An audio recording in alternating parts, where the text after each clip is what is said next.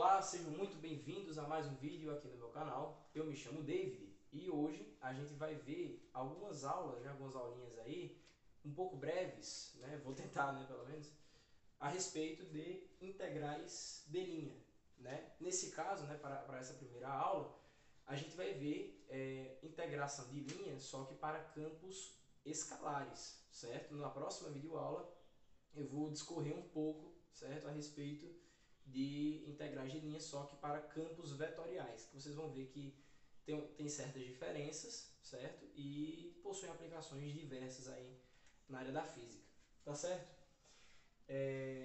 Vejam só, qual vai ser uma das primeiras noções, né, uma das primeiras ideias que a gente vai ter que possuir aqui de antemão. A primeira é sobre o que seria um campo escalar. Bom, para a gente entender o que seria um campo escalar, a gente tem que entender qual que seria a diferença com um campo vetorial, né? Um campo vetorial, né, uma definição aqui bem esdrúxula e pouco formal, é que um campo vetorial ele é uma função vetorial em que ele associa, não posso dizer vetores, mas pontos no R2, né? Aliás, ele associa pontos no domínio dos reais e leva a o R2, o R3, Rn. Ou seja, ele leva aqueles valores reais, né, aqueles números que a gente está tão acostumado a trabalhar, a vetores. Né? Então, vetores em 2 dimensões, 3 dimensões e por aí vai. Tá certo? Então, um campo escalar, ele nada mais seria do que um campo que vai associar dos reais nos reais. Ele vai levar dos reais nos reais, certo? Ele surge com essa diferença, né, com esse campo escalar, né, porque então o que seria de diferente, né, das próprias funções que a gente já trabalha, que seria justamente já no domínio dos reais? Seria justamente por causa do tipo de integração que a gente vai fazer aqui, certo?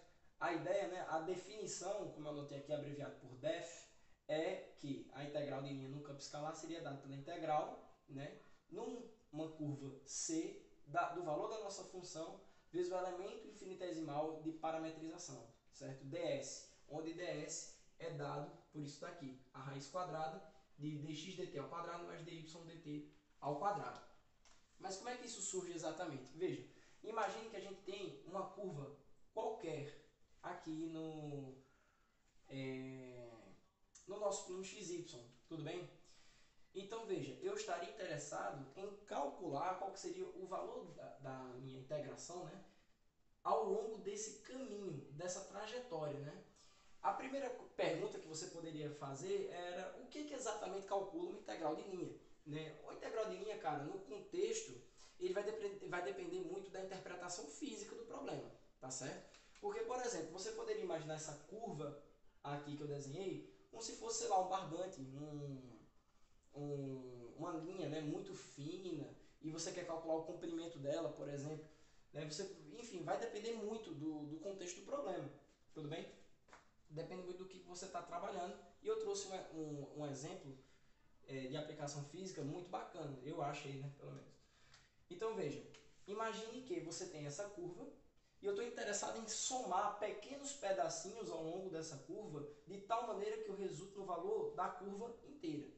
Como é que eu vou fazer isso? Veja, eu desenho aqui a curva e a primeira coisa que a gente faz é parametrizar. Veja que eu desenhei uma reta de um parâmetro t que está variando de A até B e para cada valor correspondente nessa reta aqui que eu desenho do t, eu tenho pontos que está ligando a minha curva.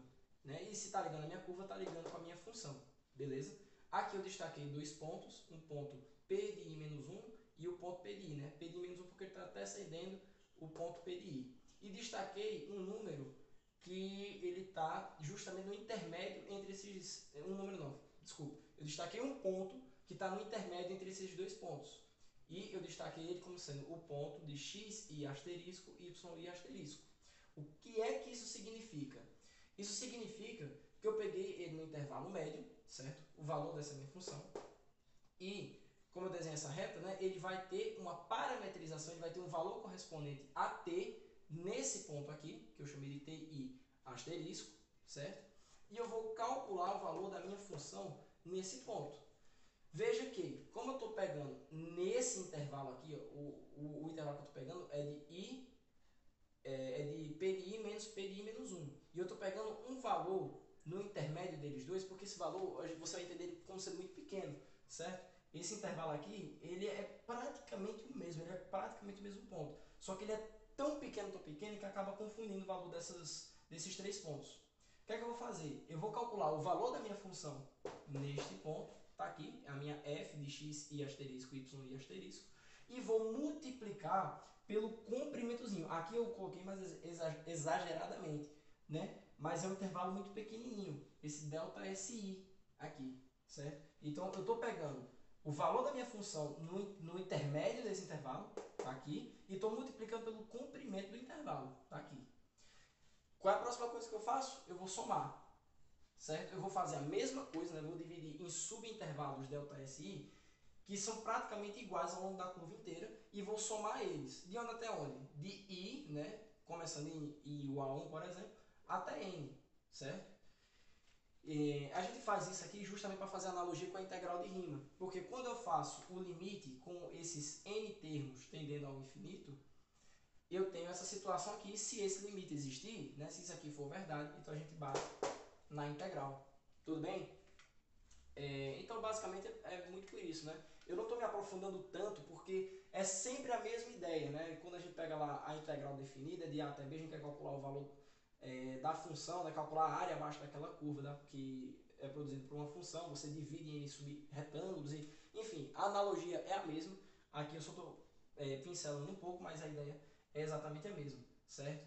E onde é que entra o t nessa história? Justamente nessa parametrização. A fórmula real é a integral do caminho C, aqui na minha curva, do valor da função, vezes isso daqui, ó. A derivada, né, em relação a x de t ao quadrado, mais a derivada disso aqui ao quadrado, tira a raiz, só que isso aqui eu estou batizando de ds, para jogar aqui dentro, só para deixar a expressão um pouco mais simpática, ao invés de ter que escrever isso e isso aqui na mesma expressão. Tudo bem?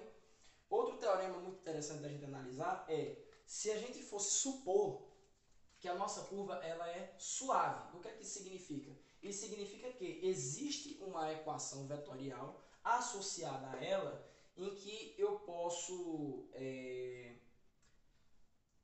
fazer partições da minha curva e calcular o valor da minha integral nela e somar ao longo dessas partições. Eu trouxe um exemplo que vai trabalhar justamente isso, vai trabalhar justamente como é que a gente usa o f de x, y, a parametrização, esse teorema aqui, né, que eu acabei destacando aqui um pouco mais abaixo, tudo bem? Ou seja, o que é que eu estou querendo dizer aqui? Que se eu tiver uma integração ao longo de uma curva C, eu posso fazer o seguinte, eu posso, ao invés de calcular ao longo da curva C, eu separo em curvas que eu conheço, né? Por exemplo, essa daqui é uma função genérica, mas se eu não conheço que tipo de formato de curva seria essa, eu posso separar ela em curvas que eu conheço, ou seja, num caminho, né, melhor dizendo, num caminho C1, calculo o valor da minha integral ao longo dessa curva, somo o valor da minha mesma integral ao longo desse outro caminho C2. Isso aqui só é verdade se a união de C1 com C2 for igual ao caminho C. Isso é óbvio, né? Que se eu fizer partições ao longo do meu caminho C em partições C1, C2, Cn, a união deles, né, eu agrupar esses caminhos tem que resultar na curva total, certo? E a outra coisa que vai ser interessante para a gente destacar é a equação vetorial que rege um caminho, certo? A dedução dessa forma vai estar lá em geometria analítica, certo? A gente pega um pouco aqui para a ideia do cálculo e puxa ela assim, tá? A R, isso aqui é um R, tá? A R de t vai ser igual a 1 menos t vezes R0, esse R0 vai ser o ponto inicial de onde eu estou partindo do meu caminho, mais o parâmetro t vezes o ponto final, que eu chamei de R1, de onde está finalizando o meu caminho. A gente vai ver que eu vou trazer um exemplo aqui que ele vai ficar super bacana da gente compreender, certo? Eu vou deixar só essa parte aqui sem apagar, certo? Só vou apagar o outro restante para a gente entender bem como é que a gente aplica, né, esses teoremas. Agora a tinta vermelha está um pouco ruim de apagar, um pouco ruim mesmo. Então, ó, um exemplo que eu trouxe é da seguinte situação. Deixa eu só ver se eu consigo remover a... Ah, agora vai. Ah, agora foi. Certo? Bora lá. O exemplo que eu trouxe é o seguinte. Suponha que você queira calcular a integral de um caminho C dessa função aqui, x mais 2y dx mais x ao quadrado dy. Só que, qual é a coisa curiosa que vai acontecer aqui? O nosso caminho, ele não foi dado exatamente, certo? Quer dizer, ele foi dado. A gente que vai ter que ir descobrindo como é que ele está. Então, eu tenho uma reta até aqui. Esse aqui é o ponto 2 e 1. Aqui eu tenho outra reta que vem pra cá. Essa aqui a gente vai ter que fazer um pouquinho de conta, tá? Esse aqui é o ponto 3, 0. Tudo bem? E eu estou percorrendo o caminho, né? Nessa direção aqui. Pode ser? Então, ó, vê só. Então, vê só. Perceba que esse caminho aqui é a minha curva C, que é justamente quem aparece aqui na integral. Só que seria muito mais conveniente se eu calculasse o valor da minha integral durante esse caminho aqui e depois sobre esse caminho aqui. Então eu vou dizer que esse aqui é o meu caminho C1, esse aqui é o meu caminho C2. Pode ser? Como é que a gente descobre a equação, que isso aqui claramente é uma reta, né? Como é que a gente calcula a equação dessa reta, só que na forma vetorial? Usa a equação vetorial que eu dei anteriormente. O R de t era igual a 1 menos t vezes o ponto inicial.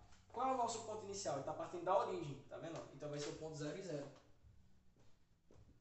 0 e 0 mais t vezes o ponto final. O ponto final aqui no meu caminho C1 vai ser o ponto 2 e 1.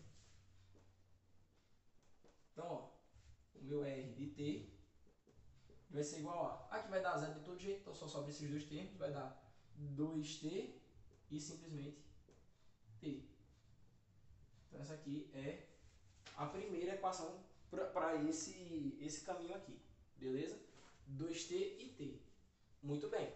Agora que eu tenho o valor desse caminho, o que é que isso aqui significa? Isso aqui significa, ó, que essa aqui está na minha componente x. Qual é a conclusão que a gente tira? Que o meu x vai ser igual a 2t e o meu y vai ser igual ao t. Se eu derivar isso aqui, vou chegar à conclusão que dx dt vai ser igual a 2, né? Simplesmente. Estou derivando, né? Derivado de t vai dar 1, 2 é a constante de divisão, vai dar 2 dt, passo dt para cá, é isso mesmo. E em relação a y, se eu fizer dy dt, isso aqui vai dar simplesmente 1. Né? Derivado de t vai dar 1. Então pronto, aqui já foi parametrizado, certo, a minha curva ao longo desse primeiro caminho. Relacionei com as minhas variáveis cartesianas, parametrizei elas, né, em função do parâmetro t. E a outra coisa que a gente tem que ver é o intervalo de t, né? Lembra que t lá anteriormente estava definido de A até B? A gente tem que ver como é que o t vai estar variando nessa situação aqui. Veja só, você pode pegar qualquer um, né? Isso aqui é uma propriedade muito interessante das integrais de linha, que o parâmetro t, ele vai, como ele é o mesmo, tanto para x quanto para y, tanto faz você pegar um dos dois para calcular o parâmetro t. Ele vai sempre pertencer ao mesmo intervalo. Como é que eu faço isso? Ao longo do meu caminho C1. Veja, o meu x, eu vou pegar o x, por exemplo, mas eu posso pegar o y. O meu x está variando de 0 até 2, tá vendo? Então eu posso escrever isso. Meu x está variando de 0 até 2. Isso significa dizer que quem é meu x? 2t. 2t. Ou seja, se eu dividir todo mundo por 2 aqui, vai dar 0 menor ou igual a t menor ou igual a 1. Então isso aqui é o intervalo do meu t. O que é que eu posso fazer agora? jogar na equação, certo? Ou aqui, né, melhor dizendo. Então, vê só, como é que vai ficar isso aqui? Como é que vai ficar essa história? Eu tenho a integral ao longo da minha curva C1, só que agora ela está parametrizada em T, e o meu T está variando de 0 até 1, certo? De 0 até 1. De x, mas quem é x? 2t,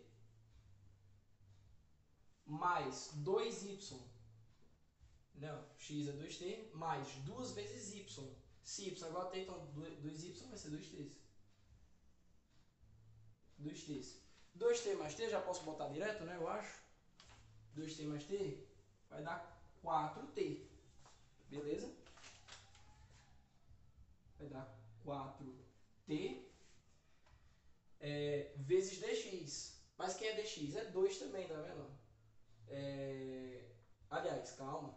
Dx vai ser 2dt, tá certo? Então vai ser o 2dt. 2 vezes 4 vai dar 8 dt, mais x ao quadrado, que é x? 4t ao quadrado, vezes dy. Só que quem é y? Dt, simplesmente. Então, x ao quadrado vai dar 4t ao quadrado, dy, que é simplesmente dt, vezes, aliás, não, já foi, né? Já está tudo parametrizado, está tudo certinho. Então, veja só, dessa igualdade aqui, ó, já vou resolver essas integrais, veja que ficou bem simples. A integral de 8t vai dar 8t ao quadrado dividido por 2, 8 dividido por 2 vai dar 4. 4t ao quadrado. Aqui vai dar t ao cubo dividido por 3, então vai dar mais 4t ao cubo dividido por 3, variando de 0 até 1. Quando eu colocar 0 vai dar 0, então não ligo, né, para isso. Vai dar 1 ao quadrado, 4. Aliás, 1 ao quadrado vai dar 1 vezes 4, 4. E aqui vai dar 4 terços. E aqui eu multiplico por 3 em cima e embaixo para tirar o mínimo, né? Então 3 vezes 4, 12. Mais 4 dividido por 3. Né? Veja que dá a mesma coisa. 4 terços mais 2 dividido por 4. 2 dividido por 3 dá 4. 2 mais 4 dá 16 terços. Isso aqui. Então, muito bem. A gente calculou o primeiro valor, certo? A gente acabou de fazer aqui o cálculo do primeiro caminho. Mas agora, para descobrir ao longo do caminho inteiro, eu tenho que fazer essa segunda integração aqui. Então, o que é que eu vou fazer agora? Eu vou salvar, né? Eu vou guardar esse último valor aqui embaixo, porque a gente vai precisar dele para somar com o segundo caminho, certo?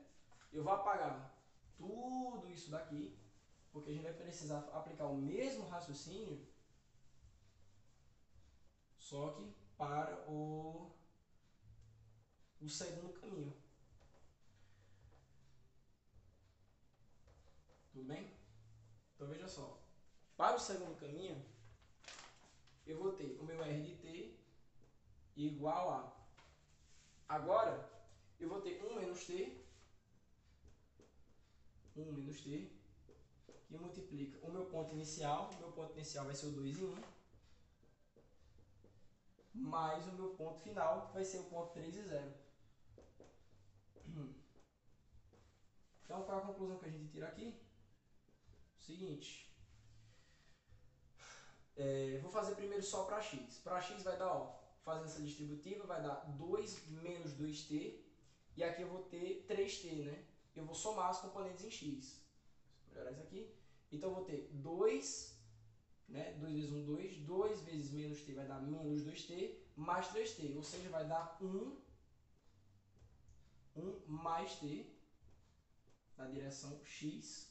E na direção y, para y aqui zerou, e só sobrou o 1 menos t, né? Isso aqui é como se fosse o escalar, né, da parametrização, então eu multiplico para cada componente. Então, aqui zerou para y, e y só sobre esses caras aqui. Então, pronto. Adivinhe qual vai ser o intervalo para t? Vai acabar sendo o mesmo, tá? Porque, veja, se você pegar a variação de x novamente, x está variando de onde até onde agora? De 1 até 3. Então, eu iria mudar isso aqui, né? X agora está variando de 1 até 3. E eu ia substituir o x. O x agora seria 1 menos t. menos t. Ou seja, eu vou passar esse 1 subtraindo, né, nas duas desigualdades. Então aqui eu vou ficar com 2 menos 1, 1.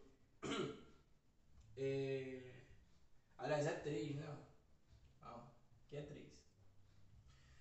Então, ó, eu vou passar esse 1 subtraindo para cá, vai ficar 3 menos 1, 2. E aqui vai ficar menos 1. Multiplico por menos 1, aqui vai ficar 1.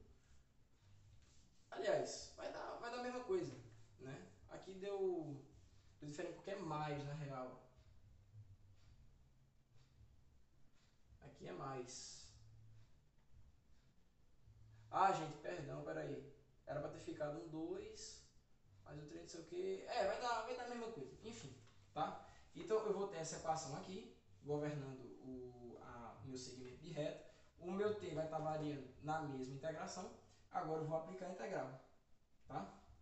Então eu ficaria com a integral com t variando de 0 até 1, certo? E vai dar a mesma coisa, né? O intervalo de integração de t sempre tem que estar variando de 0 em 1. Então de 0 até 1, o meu x agora... Ah, esqueci de fazer, ó. O meu x é quem? É 1 mais t. Se eu derivar isso aqui, derivada de 1 é constante, derivada de t vai dar 1 dt. Só t. E o meu y, ele virou quem? 1 menos t. Se eu derivar y, vai dar menos dt. Agora eu substituo todo mundo aqui nesta função. X é 1 menos t. Aliás, é 1 mais t. Né? Mais 2 vezes y. Ou seja, 2 vezes 1, 2. 2 vezes menos t, menos 2t. Certo? Dx é dt. Mais x ao quadrado vai dar quadrado do primeiro. E vai ter um sinal negativo, né? Esse quadrado aqui vai dar quadrado do primeiro, 2 vezes quadrado do segundo, isso aqui só com um sinal negativo. Então, quadrado do primeiro ficaria 1 ao quadrado menos 1. Menos 2 vezes o primeiro vezes o segundo. 2 vezes 1, 2. 2 vezes t, 2t. Menos 2t. Menos o quadrado do segundo. Então, menos t ao quadrado. dy, que é dt também. Tá, eu só tenho que memorizar. Vou anotar aqui o 16 terços, que é o valor da integral anterior. Tudo bem? É o valor da integral anterior. Então, ó, desenvolvendo isso aqui, como é que vai ficar? Ó, 1 mais 2 vai dar 3, né? E t menos 2t vai dar menos t. Tudo bem? E aí, ó, esse 3 com esse menos 1 vai dar 2. Vai dar simplesmente 2. Tá certo? É que eu já juntei todo mundo, né? Aqui deu simplesmente 3, né? O valor de todo mundo aqui deu isso aqui. Aí, ó, menos t com menos 2t vai dar menos 3t. Certo? Menos 3t. E menos t ao quadrado, né? Aqui acabou. Menos t ao quadrado. Integral de 0 até 1. Vai dar integral de... Eita, esqueci o dt, né? dt. Integral de 2, dt vai dar 2t. Integral de menos 3t vai dar menos 3t ao quadrado sobre 2. E integral de menos t ao quadrado vai dar menos t ao cubo dividido por 3. Mesma situação. Quando eu colocar o zero aqui, vai dar todo mundo zero, porque todos os termos possuem t. Então eu só vou me preocupar quando tiver 1. Então eu vou ter 2 vezes 1, 2. Aqui vai dar menos 3 meios. Menos 3 meios. E ali vai dar menos 1 terço. Aí aqui, ó, você tem que somar todo mundo. Veja só, eu vou repetir o 2. Aí aqui, ó, eu vou multiplicar todo mundo aqui por... Aqui eu vou multiplicar em cima e embaixo por 3. Então vai sobrar 3 vezes 3, 9. Menos 9, né? 3 vezes 3, 9. 2 vezes menos 1, menos 2, dividido por 6. Né? Aí isso aqui vai dar 6 vezes 2, vai dar 12. Isso aqui vai dar 12. Né? Menos 9 com menos 2 vai dar menos 11. Dividido por 6. 12 menos 11. Opa, peraí.